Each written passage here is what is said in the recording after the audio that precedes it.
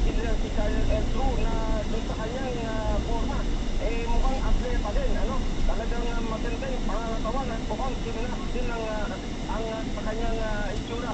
Kanina nung tinatangka siyang kapanayam nung ilan natin makasamaan dito sa media, ay nakiusap naman itong mga tauhan ng Presidential Security Group na bawal muna mag-interview at pumasok na rin ano, dito sa isang gusali kung saan nandun din itong ilang mga opisyal ng MMDA habang inaantay naman talaga yung pagdating itong ating mga Olympians na manggagaling naman doon sa kanilang hotel at kanina no, nasundo na sila nung kanilang poster, inaantabayan na lamang dito, nakaposisyon na itong mga kasama natin sa media doon sa dalawang float at yun na lamang float para dito sa mga atleta ang wala pang laman sa mga osa ito.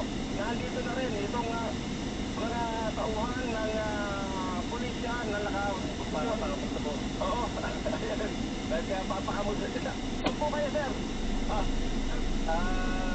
Jerry at Joseph, taga Paranaque. Galing pa kayo ng Paranaque din. Sugat, sir. Oo, talagang inaabangan natin yung ano, yung talagang ito yung makasaysayan eh. Sa Gilas, Pilipinas kayo.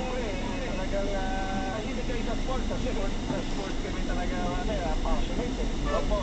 Talagang napakalapit sa kasi yung bayani natin sa larangan ng palakasan. Itong pagkakataon talagang hindi pwede palagpasin. Hindi pwede yun. Kailangan kasama tayo sa history. Maraming salamat po.